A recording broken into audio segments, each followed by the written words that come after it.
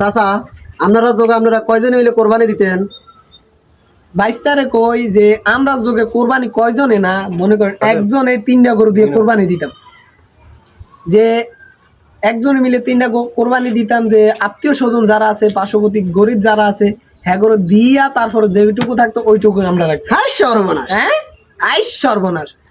তো বাইস্তারে কই যে এখনকার যুগে যারা কোরবানি দেয় 7-8 জন মিলে একটা কোরবানি দেয় একটা গরু দিয়া, যে হেরা কোরবানি দেয় আল্লাহকে রাজি খুশি করানোর জন্য না, হেরা কোরবানি দেয় মনে করেন গোস্ত খাওয়ার জন্য। ফ্রিজে রাখে গোস্ত রাখা দেয় আত্মীয় স্বজন কিংবা গরিবকে না দিয়া এরা ফ্রিজে রাখা তারপরে দৈনিক মাংস খায় আর কি। তো বাইস্তারে কই যে আমরা যুগে কি মানে মানুষ কি আছিল মনে করেন একজন মানুষে যে 3-4টা দুম্বা কিংবা গরু দিয়ে কোরবানি দিত। হ্যাঁ সর্বনাশ। হ্যাঁ আইস সর্বনাশ। তো বাইস্তারে কই যে আমরা যুগে যে কোরবানিটা দিত এটা একমাত্র আল্লাহকে রাজি খুশি করানোর জন্য দিত। আর এখনকার মানুষে কোরবানি দেয় এরা গোস্ত খাওয়ান ছাড়া আর কিছুর জন্য কোরবানি দেয় না। হ্যাঁ সর্বনাশ। হ্যাঁ আইস সর্বনাশ।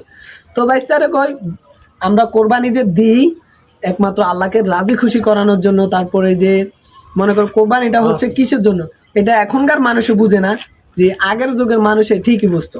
হ্যাঁ সর্বনাশ। হ্যাঁ তো বাইশটা যেহেতু তুমি জানতে চাইছো তার জন্য তোমাকে কিছু বললাম আর কি, যে আমাদের আগের যুগের মানে মানুষরা কেমন ছিল বা কেমন ভাবে মানুষে আপ্যায়ন করতো বা যে কোরবানি দিত। হ্যাঁ সর্বনাশ। হ্যাঁ আইস সর্বনাশ।